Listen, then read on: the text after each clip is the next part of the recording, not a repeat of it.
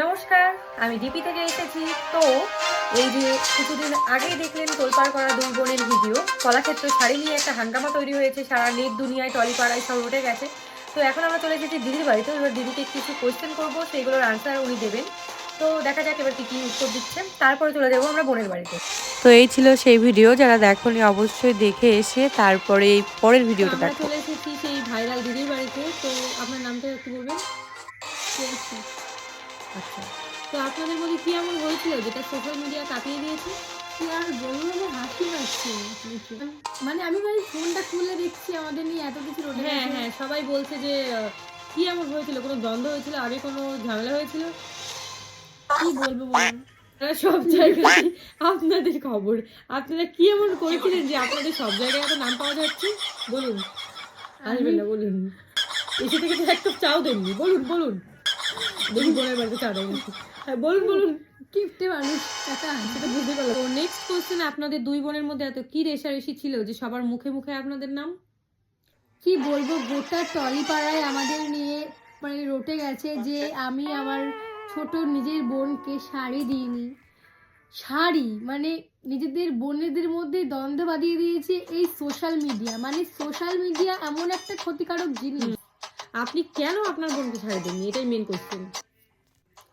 ব্যাপারটা হচ্ছে রিসেন্ট আমি কাচি এনেছিলাম, তো আমি তো বললামই আমি যখন সবটাই সোশ্যাল মিডিয়াতে শেয়ার করছি তখন তো সোশ্যাল মিডিয়ার বোঝা দরকার যে আমি কেন শেয়ার করছি। শেয়ার যখন করছি তারা নিশ্চয়ই ভালোভাবে নেওয়া উচিত ছিল। আচ্ছা আচ্ছা, কেন দুই বোনের মধ্যে দ্বন্দ্ব বাঁধাবে? তাহলে আপনাদের মধ্যে কি আগে কোনো দ্বন্দ্ব ছিল যে আপনি ওনাকে ছাড়ি দেননি? কখনোই না, নিজের মায়ের পেটের বোন অবভিয়াসলি না। আচ্ছা আচ্ছা, কেন অন্য শাড়ি নিল না? আপনার ওই কলাক্ষেত্র শাড়িটাই কেন নিল? আমার বলতে হাসি পাচ্ছে লিটারালি, কলাক্ষেত্রটাই আর পছন্দ হয়। হ্যাঁ, কেন নিল আপনি কি সেটা জানেন? সেটা জানছি না, অবশ্যই সোশ্যাল মিডিয়ার লোকরাই বলতে পারবে যে কেন। আচ্ছা আচ্ছা, আপনি যে মিথ্যে কথা বলছেন তার জন্য কাশি উঠে গেছে। তো দেখা যাক। আচ্ছা, এবার দেখা যাক আপনার বোনের দাবি দাওয়া কি ছিল। এবার আমরা চলে যাব সরাসরি আপনার বোনের বাড়ি। অবশ্যই। হ্যাঁ, ইয়েস। নমস্কার, আমি আরজে রিয়া। আচ্ছা, আপনাদের মধ্যে যে একটি তোলপাড় হয়ে গেছে আপনাদের দুই বোনের মধ্যে, সেটা কেন হলো দর্শকদের জানতে খুব ইচ্ছে করছে, বলুন। কেন হলো সেটা তো বলতে পারবো না, বাট একটা শাড়ি আমার দিদি আমাকে দেয়নি, তো সেটাই আমার মনে আঘাত লেগেছে। তো সেটা সোশ্যাল মিডিয়ায় ছড়িয়ে গেছে, তো সেখান থেকেই বলতে আচ্ছা, পারবো। আপনি কেনই বা আপনার দিদির কলাক্ষেত্র শাড়িটা নিয়ে বেছে নিলেন? কারণ আমার দিদির বলো মায়ের বলো সব শাড়ি পরা হয়ে গেছিল, তাই ভেবেছিলাম যে কলাক্ষেত্র শাড়িটাই আমি নেব। তো ওটা আমার খুব ভালো লেগেছিল, ওই জন্যই। কিন্তু কেন দিল না দিদি? সেটা জানা নেই, নাকি কাচিয়ে এনেছে সেই জন্য নাকি দেবে না। যাই হোক, আমি ওসব নিয়ে মাথা ঘামাই না আর। সোশ্যাল মিডিয়ায় তো আপনাদের নিয়ে প্রচুর তোলপাড় হয়ে যাচ্ছে, দর্শকদের মধ্যে দিচ্ছে রীতিমতো। কেন এমন হলো? তো সোশ্যাল মিডিয়া ব্যাপারটাই ওরকম, একটা তিলকে তাল করাটাই ওদের ধর্ম বলতে গেলে। আচ্ছা, আপনারা দুই বোনকে এখন আর কথা বলেন না? বলবো না কেন, শাড়ি নিয়ে কোনো কথা হয় না, তো আমি ওর শাড়িও নেব না, আমার শাড়িও নেবে না। তার মানে আপনারা বলতে চাইছেন এটাই যে আপনাদের ভুল হয়ে গেছিল যে সোশ্যাল মিডিয়াতে জানানো যে শাড়িটা আপনাকে দেয়নি। ইয়েস ইয়েস, একদমই তাই। আচ্ছা, নেক্সট কোশ্চেন। আমাদের কিন্তু আরডিপি থেকে পাঠানো হয়নি, আমাদের থেকে পাঠানো হয়েছিল পিডি থেকে। আচ্ছা ডিপিডিপি। আচ্ছা আচ্ছা। বলছি আপনাদের মধ্যে আগেও কোনো দ্বন্দ্ব ছিল? তাহলে কি সবাই যা বলছে সেগুলো কি আমরা সত্যি বলে ধরে নেব?